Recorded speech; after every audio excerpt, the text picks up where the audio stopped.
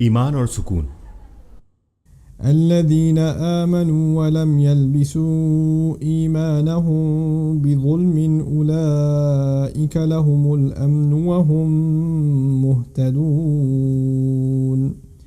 سورہ انعام کی آیت نمبر 82 میں اللہ فرماتا ہے کہ جو ابراہیم علیہ السلام نے لوگوں سے فرمایا، فأي الفريقين أحق بالأمن إن كنتم تعلمون۔ پچھلی آیت میں کون سے دو گروہ ہیں جو زیادہ سکون کے حقدار ہیں؟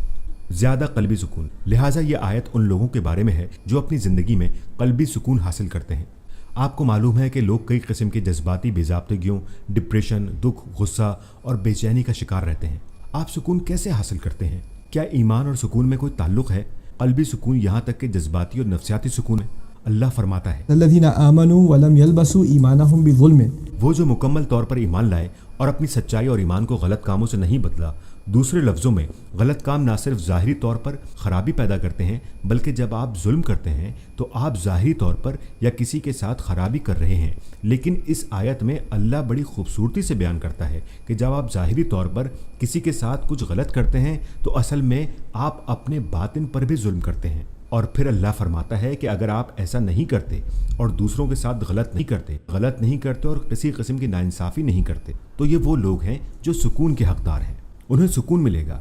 سبحان اللہ۔ آپ کو پتہ ہے آج کل ہم بہت دیکھتے ہیں کہ سپاہی جنگ سے واپس آتے ہیں جنہوں نے قتل و غارت کو دیکھا ہوتا ہے، یا ایسی جگہوں پر ہوتے ہیں جہاں انہوں نے قتل و غارت کیا ہوتا ہے، یا خاموشی سے انہوں نے وہ ظلم دیکھے ہوتے ہیں جو ان کے بھائیوں اور ساتھیوں نے جنگ کے دوران کیے۔ وہ واپس آتے ہیں اور خودکشی کر لیتے ہیں، یا انہیں ڈراؤنے خواب آتے ہیں اور وہ کسی سے رشتہ نہیں رکھ پاتے اور انہیں بس ہی دوائیاں کھانی پڑتی ہیں۔ آپ کو معلوم ہے PTSD، آپ بس نام لیں، نہ صرف جسمانی صدمہ ایک مختلف چیز ہے بلکہ جذباتی صدمہ، اس لیے کہ کچھ انہوں نے دیکھا یا شاید جو کچھ انہیں وہاں کرنا پڑا اور جو کچھ انہوں نے کیا اور بچ کے نکل گئے سے مراد ہے کہ حکومت اور ذمہ داران سے بچ گئے، لیکن ان کا اندر تباہ ہو چکا ہے، ان کے پاس سکون نہیں ہوتا، وہ اس طرح زندہ نہیں رہ پاتے۔ وہ لوگ جو کسی قسم کی بھی برائی کرتے ہیں، نہ صرف دوسرے لوگوں کے ساتھ، آپ کو معلوم ہے جیسے آج کل لوگ ہوتے ہیں، سبحان اللہ، تفریحی صنعت میں، موسیقی کی صنعت میں، بھلے ہی وہ بہت مشہور شخصیات کیوں نہ ہوں، یا ایسے لوگ جو کسی بھی ایسے شعبے سے تعلق رکھتے ہیں جہاں بس گناہ ہی ہوتے ہیں یا برے کام ہوتے ہیں۔ آپ کو پتہ ہے جیسے کلبز میں ہوں، جو بھی ایسے برے شعبے ہیں، ایسے لوگوں کو نشہ لینا پڑتا ہے تاکہ وہ سکون حاصل کر سکیں، کیونکہ وہ بس دوسروں کے ساتھ اور خود اپنے ساتھ بہت ہی برے ہوتے ہیں۔ جب وہ اس حالت میں نہیں ہوتے، انہیں اپنے آپ کو سن کرنا پڑتا ہے تاکہ حقیقت سے دور رہ سکیں، صرف برداشت کر سکیں تاکہ ان سے نمٹ سکیں۔ سبحان اللہ۔ اللہ فرماتا ہے وہ لوگ جنہوں نے واقعی ایمان کو پا لیا، وہ ایسی چیز حاصل کر لیتے ہیں جو کسی کلب میں نہیں مل سکتی، کسی پارٹی میں نہیں مل سکتی، کسی نشہ آور چیز میں نہیں مل سکتی، شراب میں نہیں مل سکتی۔ وہ اس سکون کو کہیں اور نہیں پا سکتے۔ جو لوگ ان سب میں ملوث نہیں ہیں ان کے لیے یہ صرف تفریح ہے، یعنی آپ ایک فلم کے بعد دوسری فلم دیکھتے ہیں، ایک کے بعد دوسری، ایک کے بعد پھر دوسری، یہ آپ کو اندر سے برباد کر رہی ہے یا آپ کا بہت نقصان کر رہی ہے۔ تو بس ایک ہی چیز جو آپ کر سکتے ہیں وہ یہ کہ اس خالی جگہ کو مزید تفریح سے بھر دیتے ہیں، اور ایک دن آپ فیصلہ کر لیتے ہیں، الحمدللہ رمضان آتا ہے تو آپ فیصلہ کرتے ہیں اسے روکنے کا یا کم از کم اسے کم کرنے کا۔ امید ہے آپ اسے اس مہینے میں مکمل طور پر ہی ختم کر دیں گے، اور پھر آپ مسجد میں جائیں اور آپ سکون محسوس کریں، اور بہت لمبے عرصے سے آپ نے اسے محسوس نہیں کیا ہوتا۔ تب آپ فرق بتا سکتے ہیں ان زہریلی اشیاء میں جو آپ نے اپنے اندر اتار لی ہیں، روحانی طور پر زہریلی اشیاء، اور اس صفائی میں جو قرآن سننے سے آپ کو محسوس ہوئی، صرف اپنا سر دوسروں کے ساتھ سجدے میں جھکا لینے سے۔ آپ کو پتہ ہے شروع میں جب آپ بہت برا کھانا کھاتے ہیں تو صحت مند کھانا برا لگتا ہے۔ شروع میں جب لوگ کافی عرصے بعد مسجد میں آتے ہیں انہیں لگتا ہے کہ چلو یہاں سے جلدی نکلو، کیا قریب ہی کوئی فلم لگی ہوئی ہے، کیا میں اس کے بجائے وہ نہ دیکھ لوں۔ آپ کو معلوم ہے کہ بہت سے لوگ، خاص طور پر نوجوان لوگ، مسجد کے باہر ٹہل رہے ہوتے ہیں اور ان کے پاس گیجٹس ہوتے ہیں، کسی کو بھی سکون نہیں ہے، کوئی بھی سکون سے نہیں بیٹھا ہوتا۔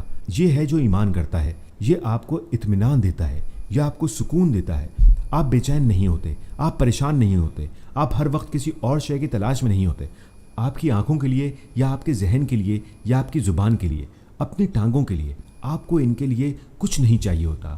آپ سکون میں ہوتے ہیں، سبحان اللہ، اور یہ ہیں جو ہدایت پانے والے ہیں۔ دوسرے لفظوں میں اللہ فرماتا ہے ثابت قدمی کے بغیر یہ صرف ملے گا اور چلا جائے گا۔ آپ کو کچھ ثابت قدمی دکھانی پڑے گی اس سکون کو مسلسل اپنے پاس رکھنے کے لیے۔ قرآن میں ایک اور جگہ پر اللہ فرماتا ہے کہ تمہیں معلوم ہونا چاہیے کہ اللہ کے ذکر سے دلوں کو سکون ملتا ہے۔ वो मुतमईन हो जाते हैं, उन्हें आराम मिलता है। ये दुनिया, इस दुनिया में मौजूद हर इंसान सुकून की तलाश में है। वो अपने अंदर इत्मीनान तलाश कर रहे हैं। कुछ है जो उन्हें परेशान कर रहा है और वो अपने आप को कहते हैं कि अगर मुझे ये हासिल हो जाए तो मैं खुश हो जाऊंगा। दूसरे लफ्ज़ों में खुश होना, अगर मेरे पास इतना पैसा हो तो मैं खुश होऊंगा, अगर मुझे ये लड़की मिल जाए तो मैं खुश हो जाऊंगा, अगर मेरे पास ये गाड़ी हो तो मैं खुश हो जाऊंगा, अगर मेरे पास ये घर हो तो मैं खुश हो जाऊंगा, या अगर मैं वो वीडियो गेम हासिल कर लूँ, अगर मैं ये करूँ, अगर मैं वो करूँ। वो जब भी ये कहते हैं कि मैं खुश हो जाऊंगा, आप देखें जो चीज़ें आप पहले कहते हैं यानी कि ये आपको मिल जाएं तो आप खुश हो जाएंगे, तो ये कब तक रहेंगी और फिर आप किसी और चीज़ की तरफ बढ़ेंगे और उसमें आपको इत्मीनान नहीं मिलेगा। ये आयत है तो अल्लाह हमें सिखाता है इब्राहिम अलैहिस्सलाम के अल्फाज से, हमेशा रहने वाले अल्फाज हैं। तब भी ये सच थे, आज भी ये सच है। सुभान अल्लाह। वो लोग जो मुकम्मल तौर पर ईमान को पा लेते हैं और उसे गलत कामों से बदलते नहीं। लिहाजा अगर आप मुसलमान हैं, इसका मतलब ये है कि आपको सुकून हासिल हो गया। हो सकता है कि आप अपना ईमान गलत चीज़ों के साथ बदल रहे हैं। आपको वो गलत चीज़ें रोकना होंगी, अपनी ज़िंदगी से उन्हें ख़त्म करना होगा और अल्लाह आपको सुकून का तोहफ़ा अदा कर देगा। अल्लाह हम सबको सुकून वाला बना दे और अल्लाह हम सबको मुहतदीन में से कर दे। आमीन।